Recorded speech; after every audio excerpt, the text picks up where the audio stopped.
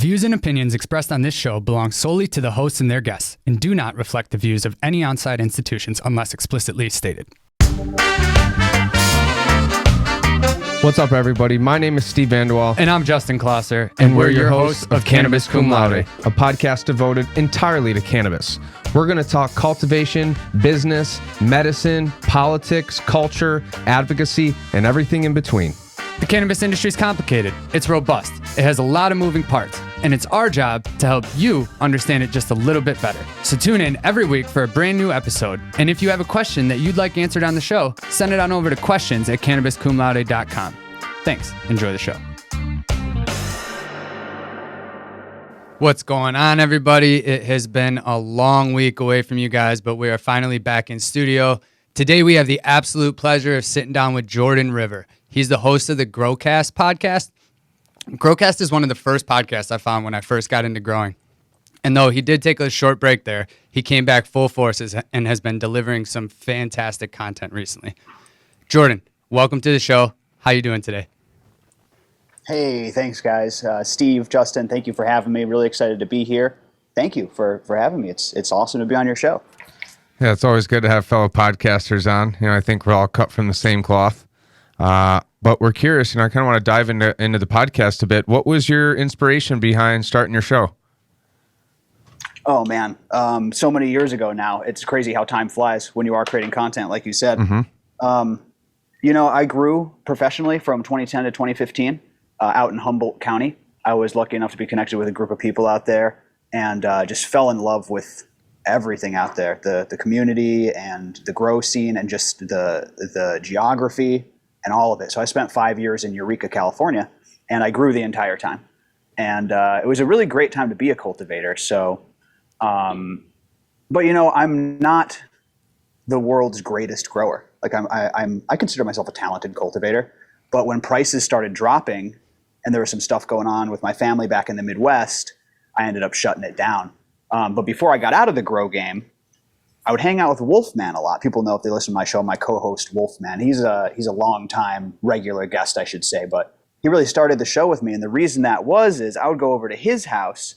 He taught me a lot about cultivation, and we'd be hanging out. And I swear to God, every time, it doesn't matter what we'd say to start the conversation always got back to growing. We'd even be like, listen, let's just hang out tonight. Let's not talk growing. It's our job. Always circles back around to growing. So I said, if it's all we talk about, we might as well turn on a microphone. And that's how Growcast got started. Those early episodes you won't be able to find, even if you join membership and go all the way back. There are like maybe 6 or 7 lost episodes. But that is how it originally started, was in Wolfman's attic with my microphone because we just couldn't stop talking growing. So like lost forever or lost just not out in the public anymore? You've got them on a file. Lost forever. I don't have those audio files anymore. If I did, I'm sure I wouldn't release them. It was like some of my first interview, content what a sting, ever. Though, still, like to have your first stuff and just be disappeared. That's probably gold. It would be awesome to laugh at later. I wish our first episode would disappear. It would be good to look back on now. You're right. Well, we made a couple of them disappear there, actually. But, a couple of our first episodes. You guys know what I mean. Yeah. So, I mean, safe to say you had your Eureka moment in Eureka, right? I mean. Oh, man. If anybody hasn't had the pleasure, to make it up to the redwoods up there. And it's funny because people say NorCal, like Northern California, but, man, California is a big state. To put it in perspective, a lot of people consider San Francisco NorCal. I lived in Humboldt County, Eureka. That's 6 hours drive north. You have to drive 6 hours, and it's only like an hour or two from the Oregon border. And it is so unique up there, man. It's unlike any other part of the world I've ever been to. And it's so beautiful. And like I said, the people are so friendly. The weed is just incredible. The climate is perfect for it. Long-time cultivators there cultivating some incredible cannabis. A lot of the best strains and breeders that were really pioneering came from that exact location. Shout out to Mad Farmer. I mean, he relocated. Shout out to Subcool, rest in peace. Shout out to Purple Caper. My man Purple Caper is still up there doing it. I love Humboldt County, man. It's the best. Humboldt's got like kind of cooler nights, right? Than what's typical of California, right? Am I remembering that correctly? So you really get that beautiful terp profile, in my opinion, where you got like the nice growing day for your bulk and your build and your photosynthesis, but then that cool night kind of lets those terpenes not volatilize while it's not building, right? And I don't know, I just think that night swing does something as long as you can control your pathogen pressures. But like, I don't know. You're absolutely right. That is a lot of what contributes to it is a relatively temperate. It doesn't get sweltering hot, especially where I was. You got to understand, some people grow outdoor, like up on the hill. That was like 2 hours south of me. I was in town, where every third house was a grow house. I was an indoor grower. But you're absolutely right. It's the nice cool nights, not too cold, but nice cool nights. And really, what I'm starting to theorize, very unscientifically, the humidity. Yeah. And certain types of humidity seem to bring out different terpene expressions. And that's not necessarily coming from just me. I've spoken to breeders who have relocated. I've spoken to Dragon's Flame Genetics who relocated to Hawaii and sees different expressions with that really high humidity. I've seen, I want to say Canna Queen, or there are a couple breeders who have moved down to Florida. If you go from Colorado to Florida, super terpene, humid. he went down south from Colorado. And again, it changes their expression. And all of them said they think it's the humidity.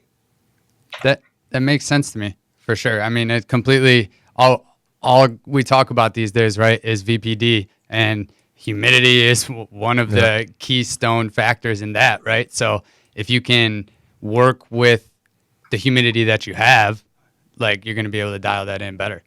Yeah, and also we know, like the vapor pressure deficit is optimal for CO2 exchange and perspiration and things like this, transpiration, whatever. But maybe there's other things going on here. Yeah. Like maybe we're going to change the way we cultivate. Because I've always been so scared of the humidity because I don't want mold. Yep. And to be fair, a lot of my guests have said that exact same thing. Like, I'm not going to risk my harvest by doing a 60% humidity dry. I'm just going to lower it a little bit and make sure that I don't get mold. So it is a balancing act, but maybe we will change the way that we look at that down the road. Yeah, I think that if you have the ability to, as far as that dry goes, if you have the ability to keep your climate control 60-60 perfect, I don't think you're really going to have to worry too much about the mold. I mean, maybe if you had you were already infested and it was just showing itself due to certain conditions or whatever, but it's so tough to keep that perfect all the time though, right? Like, especially as a home grower, it's damn near impossible. I mean, commercial cultivation is a different story, but absolutely. You start to drift up higher. You're like, ooh, gets worrisome. So I'm kind of curious, and feel free to sidestep this question if you would prefer to, but I was wondering what had happened there that caused Growcast to kind of end up taking a little bit of a hiatus, if you will. Oh, I'm an open book, man. Okay. Awesome. I'll talk about anything you want to talk about. It's funny because when you first say that, I don't know which one you're referring to. So just to kind of put it in perspective, anytime you do a project now for, I don't know, it's been like 6 years. I guess I started in 2014 with those like Lost episodes. It wasn't just like a smash hit right off the bat. It took a long time to build this thing, man. Yep. And again, to be completely transparent, I almost quit Growcast a few times.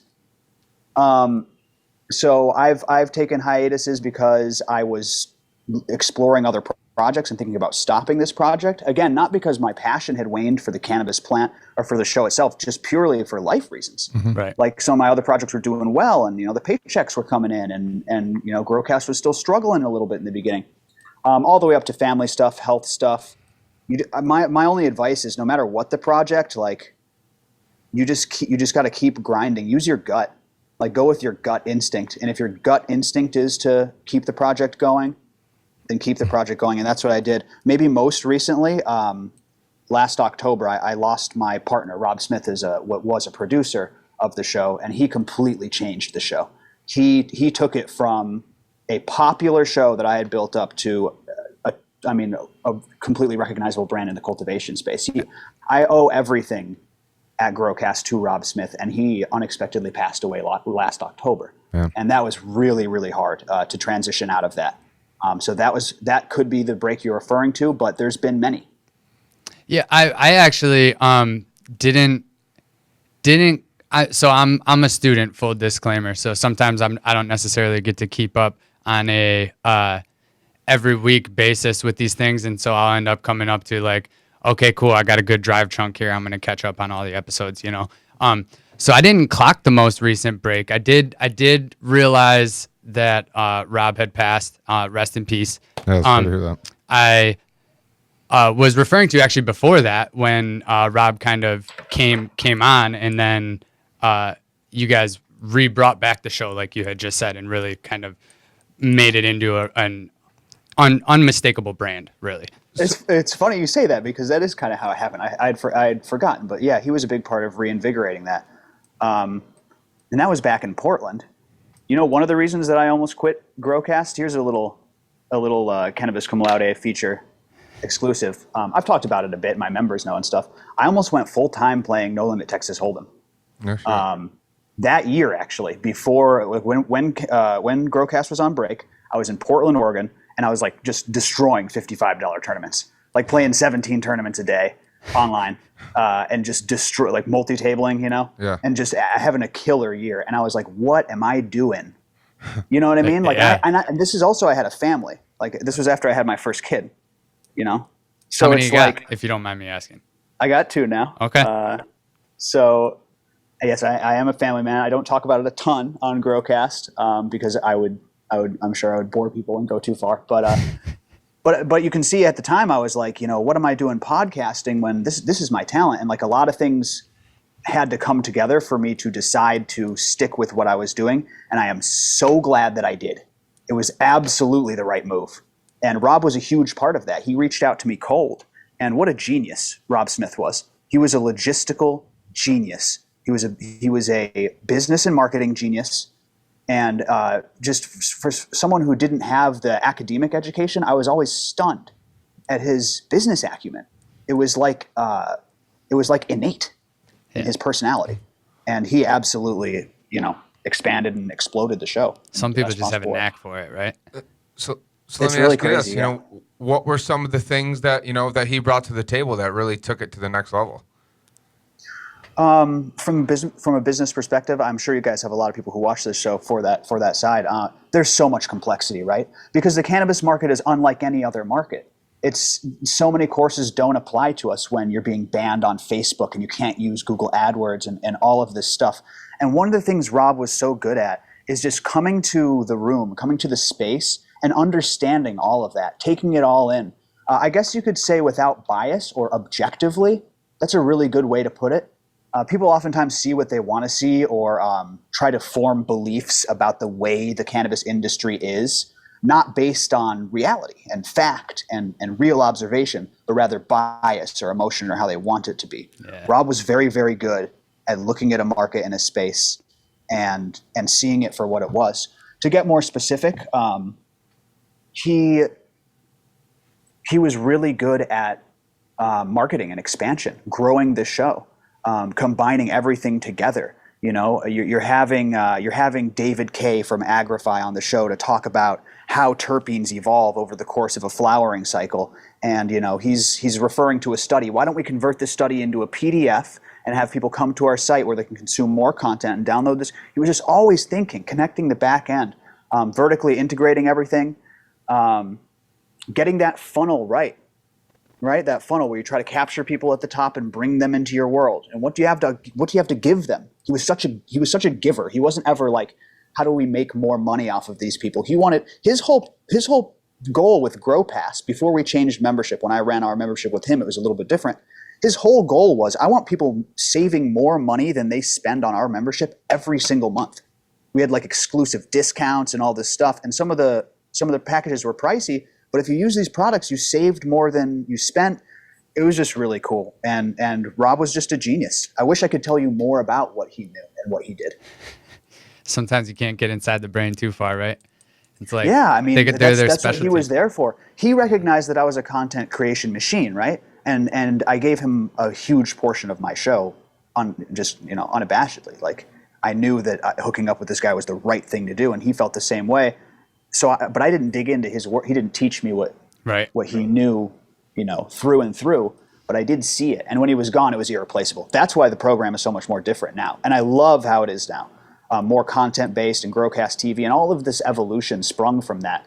But the thing that Rob had built, the old Growcast, and just everything he touched, just worked so well and was just it's so well thought out.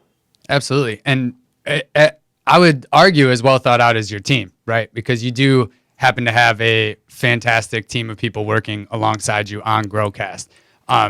Do you want to, you've kind of already mentioned Wolfman briefly, but do you want to kind of go through some of the other people on your team and kind of say what they contribute to the show?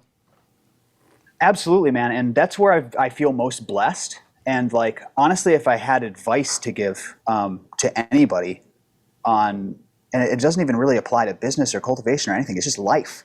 It's cultivating your relationships. Yeah. Because that's what I've found has really enriched my life the most and enriched the lives of those around me, and an extension all of my audience members, is forming the relationships with the real ones, with the positive individuals, right? So I've been really lucky to do that. Wolfman, I just met at a hydro store in Humboldt, and we just became fast friends. He's like one of my best friends in real life. What's really cool about him is he worked at various retail stores, like every retail store on the West Coast, for like 15 years or 17 years. So he's like our retail expert. And what's also cool about him is he won't come on any other shows. So he's kind of like, he's really, really reclusive. So he's like our secret weapon in that way. And yeah, I really like Wolfman. Like I said, not just as a guest, he's like one of my best friends. Those used to be my favorite episodes when I was first listening to the show, when you and Wolfman would just talk grow. Like, I'd be like, oh man, I would always listen to podcasts, right? Like while I'm doing things or whatever. But then the Wolfman episodes would come up. I'd be like, all right, you got to pay attention for this one, guy. Don't get distracted. Oh man, I love that. I'll send him that clip, man. That's great. And it's funny because, I should really do a better job of this. Wolfman is, although he's on hiatus right now, just doing family stuff and stuff, he's much more present in membership. We have so many guests coming on the main podcast now, but I should be saying it. Like, there's a ton of Wolfman content in our Patreon for $10 a month. So Wolfman is really, really cool with the members. He's in the Discord, and yeah, he's like, again, he's our little secret weapon. Hell yeah, we got a Discord too. We'll have to cross link there. I'll jump on the Growcast. Oh yeah, man. 100%. Okay, and so you also have Dr. MJ Coco on the team, who I may be wrong, but did I first hear him on the Cheap Home Grow podcast?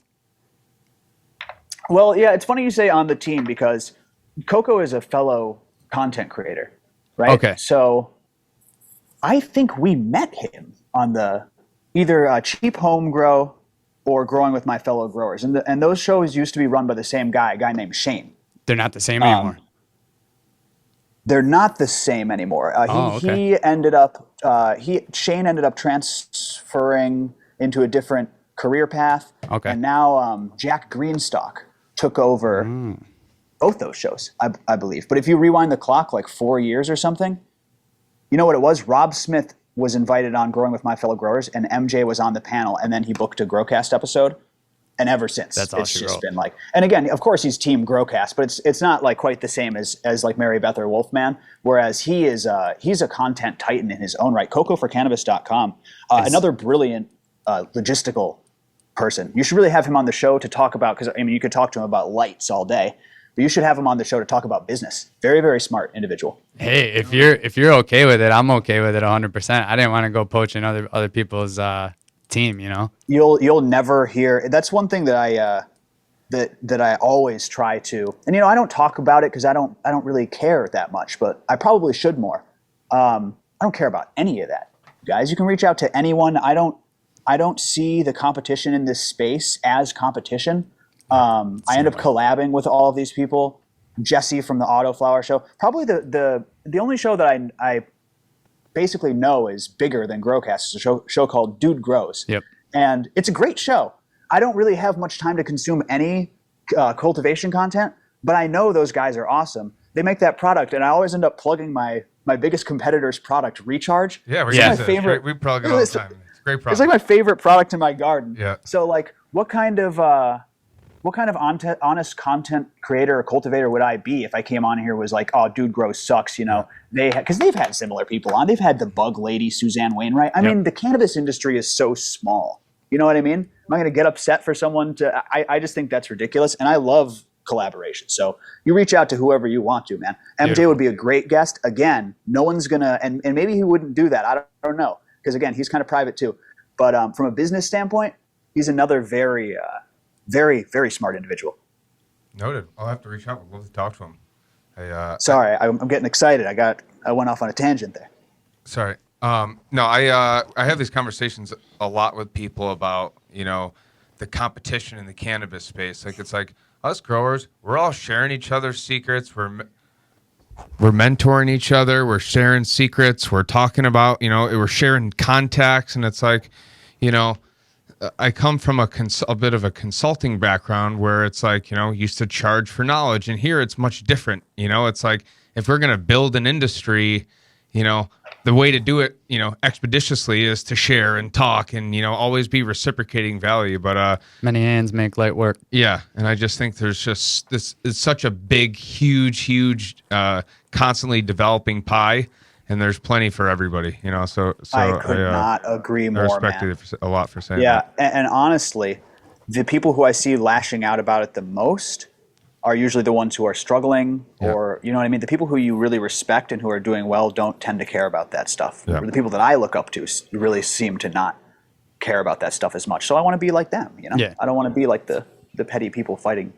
But heard that. I love how you open this podcast with that you're an open book like that. I'm very much the same way. Like, what do you want to know? Let's talk about it. Like, and let's dig into it. And let me know if I'm wrong. Like, yeah, you know, that's good content. That's good radio, right? Yeah.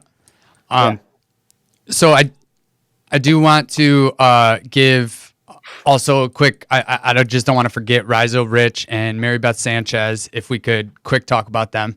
Oh, absolutely. Rizo Rich, again, I know we have a lot on this agenda, and I'm down to go along. I know you guys probably have a hard out, but anyways, Rizo Rich is amazing. Go back and listen to the episodes with him. Now breeding for Growcast Seed Co., which we're going to get into in a minute, I believe. But just really quickly, not only is he just overall the most talented cultivator that I know, like his weed is just this on this extraordinary level, in my opinion, but this dude needs to be shouted out for being a perfect shining example of a true helpful person in the cannabis industry. I don't know anyone who's given away more medicine than Rizo Rich. And I honestly mean that. I mean ounces, pounds of flower. RSO specifically. I know there have been Growcast members who have had family members that have been diagnosed with cancer, and Rizo Rich has sent them hundreds of dollars of RSO in the mail for free, completely free of charge. And you can work in the activist space and you can, you know, retweet powerful tweets or whatever, but that shit right there, that is how you make a difference in the cannabis industry. So I had to say that about Rich. Absolutely. And what does Mary Beth Sanchez bring to the Growcast? Come and join Discord, everybody. I mean, it's how can I should have had this prepared. I should have had a way to get them in there for free. So Mary Beth is she's just a close friend of mine now, and she creates a lot of content, but she's also our resident Discord diagnoser, plant problems solver, helper. I'm in there helping people. Rizo Rich is in there helping people. Wolfman is in there helping people. But Mary Beth Sanchez is a soil biologist specialist and an integrated pest management specialist. She's also got a real good knack for diagnosing deficiencies, which is something that I've always really, really struggled with. And now kind of looking over her shoulder, I can pick up a handful of deficiencies like that. Not all of them, but a couple recognizable ones now under her tutelage I've been able to recognize. So that's one of the things we do with membership on top of all the content is Discord access, and just we're helping a lot of people. It's like insurance for their grow. When your plant starts yellowing or drooping or twisting or curling, you want to know what's happening. And if you stump me, you get Mary Beth. So I think that's probably a great spot for us to kind of wrap up part one, talking a little bit about grow. The next one's going to be more focused in the grow arena, and a little bit of ancillary things there. Anything else you got, Steve? No, that was great. I love the story, kind of how Growcast started. You know, Justin and I have a very similar relationship. You know, when it's like, it always leads back to the garden. You know, that's just where our conversations always go. And quite frankly, it's my favorite thing to talk about. You know, I can't wait for part 2. We were yesterday, today's Monday, the 18th, I think.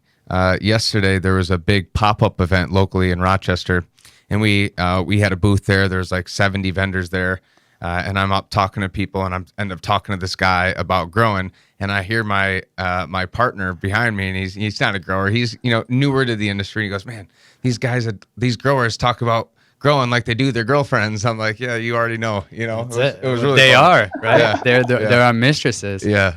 So It's that level of passion. Yeah. But yeah, this has been the end of part 1. Appreciate you sharing your knowledge and your story. We'll be back next for part 2. We're going to dive into cultivation. Stay tuned. See you on Monday, people, and don't forget to elevate your state of mind. Thanks to our friends here at Rockbox Recording and Production in Rochester, New York. They are a full professional podcast and video studio designed by a radio guy for podcasters. Audio, video, voiceovers, editing, whatever. Mouth off at Rockbox at rockbox.com. You can follow Cannabis Cum Laude on LinkedIn, Facebook, Instagram, Twitter, and Cannabis. Type Cannabis Cum Laude into your search bar and you should be able to find us, but the links will also be posted in the episode notes as well. If you want to help support the show, head on over to Patreon, and that will ensure that we're able to keep the best quality sound and video coming to you on a regular basis. And if you liked what you heard today, please don't forget to rate and review the show.